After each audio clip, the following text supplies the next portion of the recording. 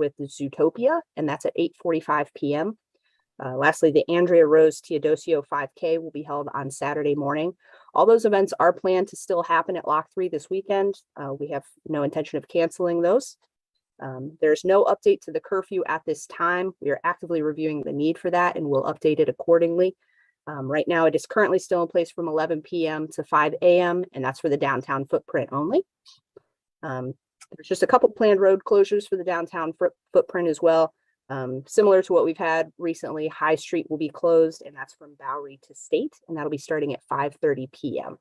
And those are our updates. Mayor Horrigan, did you want to make a comment? Good morning. Thanks for everybody for joining us today. Let me continue to express my condolences for Jayland Walker and his family, as yesterday was a community day of mourning. And I know the community continues to grieve and continues to mourn. The events have been profoundly shocking to a number across the community. But I've always said, I think the strength of this community is its people. And I continue we'll be able to listen and have part of those difficult conversations and see the part of that real change of how we all get there. So I appreciate everybody that is able to come out and to show that support, not only for the city, but that healing process that we all need to be part of. Steph, thank you. Thanks, Mayor. We were going to go ahead and jump right into questions then from this point. So the first one is going to be from Tara Morgan with News 5. She said, when and why did the city get rid of dash cameras? And what do you think about the calls by Jayland Walker's attorneys to bring those cameras back? Is the city considering that? So I'm not sure actually when we went away from dash cameras. I'm being told it's about 7 years ago. I don't know what the thought process was at the time. Dash cameras definitely have value, as do body cams, and certainly we will have further discussions here in the coming days and weeks about this topic. Yeah, I would only add that I know Councilwoman Tara Mosley has proposed a resolution, and we continue to look at that. The old dash cams were pretty much, you had to have a VCR in your car, and obviously that technology is extremely outmoded. But looking at that seriously, to be able to reinstitute that, and we'll continue to have that discussion to be able to do that, to have dash cams. I know a number of communities have both body-worn cameras and dash cams, and so that'll be obviously a discussion with City Council and our Akron Police Department leadership on the most effective way to be able to deploy them and obviously quickly deploy them. Thanks. The next question is from Hannah Catlett with WOIO. We see data in the city's most recent crime snapshot showing that while crime is down overall in the city this year, in the months leading up to the Walker shooting, APD's use of force incidents were up slightly from last year. Can you explain why and whether there is a specific reason for that? And can you tell us whether more officers have been disciplined for use of force this year than last? Chief? So thank you for that question. I can't give you an explanation of why we're seeing 12 additional incidents of use of force compared to this time last year. When you consider overall our numbers, they are insanely low. When you think about the total number of calls that we've or interactions we had with the public in 2021, which is close to 150,000, and you add the number of the times that where force was used, it comes down to like less than 1%. And we are on track right now to again repeat that. When I look back over the years, this has been consistent over the last several years. You know, at the conclusion of the year, we analyze every use of force when it happens, but then to inform us moving forward, if there's things that we need to improve on or things that we need to change, we look overall for the entire year performance and we'll make adjustments. I don't have the number in front of me on any officers that have been disciplined this year for a use of force. I will tell you this, and I applaud the city of Akron for doing this, a game changer for all police departments across the nation when it comes to this type of issue of telling the story of exactly what happened are the body cameras.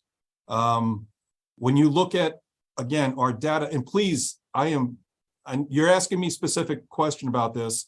I'm not in any way, shape, or form minimizing what happened here on June 27th at all. That is just, we're going to look at what happened there. BCI is going to do their criminal investigation. We're going to do an internal investigation, as I've said since day one. But overall, when you look at the number of complaints that we've received in this city for officers, it's consistently since 2018 been around 50, 51, with a low year in 2020 being 36. Again, when you lay that over 150,000 contacts, I think in 1 year was 181,000.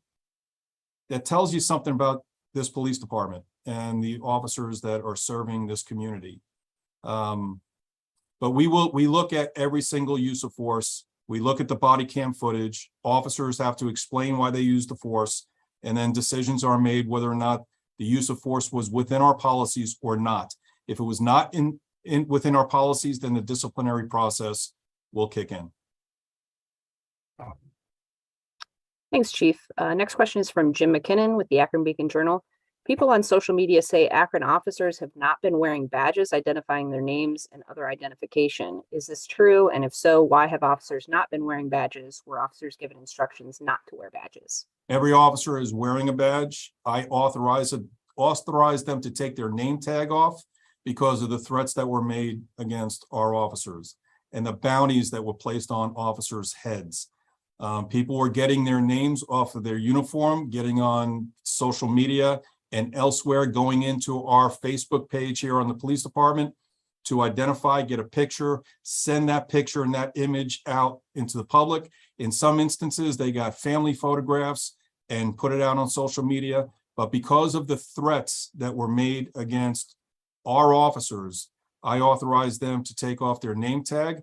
If they were asked for their identifying information, they were directed to give them their employee number, and that if the person was not satisfied with that, the supervisor would be summoned to the scene and deal with the situation. Thanks, Chief. Next question is from Kaylee Remington with Cleveland.com and the Plain Dealer. When are the names of the police officers involved in the shooting death of Jayland going to be released? I know this is one we've gotten a few times, but I think it's important to address that question. Chief? So that information it's a good question. I was under the impression at the conclusion of the grand jury's findings that the Attorney General's office would release that. I have been challenged with that answer, so we're trying to get a clear direction from the Attorney General's office.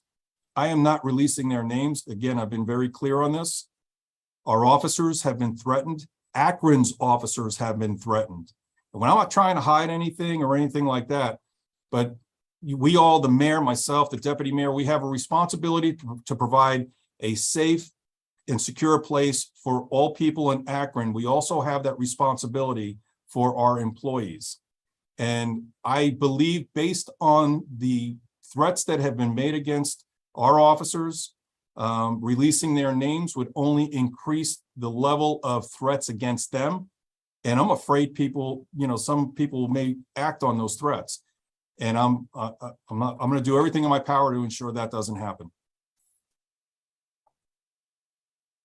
Thanks, Chief. Next one is from Jim McKinnon again. Thank you for the update on the current curfew. Does this mean the public can expect the curfew to remain in place through at least the weekend?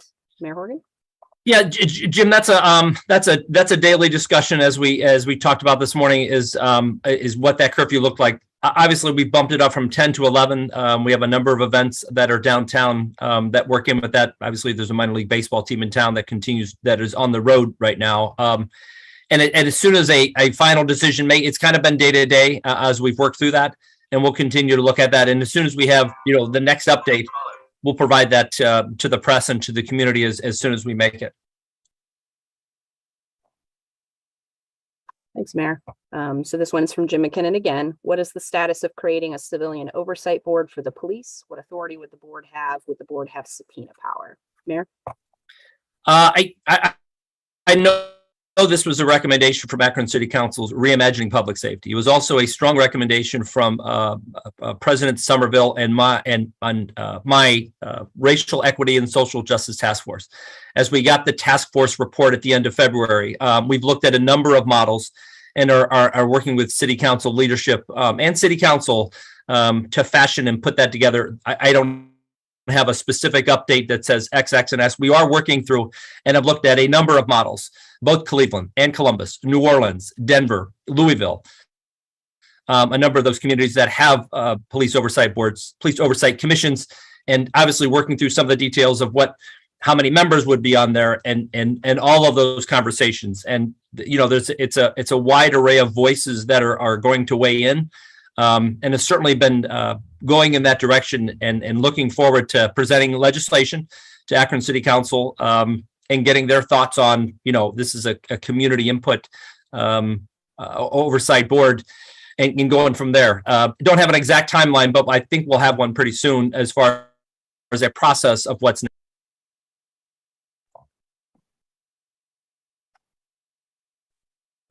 Thanks, Mayor. It looks like that was it for the press questions. I did just want to go to a couple of questions from the public that we've been getting recently, since we don't have any from press right now. There's one regarding the helicopters that have been flying over the city, and if we could confirm if those are Akron Police helicopters or some other organization. Chief, could you address that one? Yeah, the Akron Police Department does not have a helicopter. We had received air support from OSP, and at different times there have been news media that have been flying over the city and capturing images and such, but APD does not have a helicopter, but we did get air support at different times from OSP.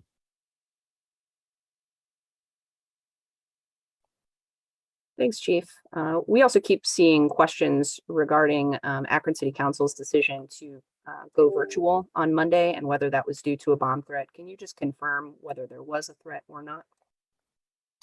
So to our knowledge, there was no bomb threats that were came in through our 911 call center or through the police department. I'm not sure where that information came from. So that is not something that was generated through the police department. Now, look, there's a whole lot of threats that are being made on social media. There could have been something there. It could have been word of mouth that didn't get over to us, but we did not have that information. But I could certainly understand where somebody would read it or hear it and respond and react to it. Thanks, Chief. Looks like those were all the questions. We didn't have any other from press at this time. Mayor, did you want to make some closing remarks? Yeah, I just want to thank everybody for being on today. We will continue with these informational updates through Friday, and then reassess over the weekend about how frequent they are going into next week. We'll certainly share those as quickly as we make that decision, as how often we do these updates into next week. So thanks again for everybody for joining.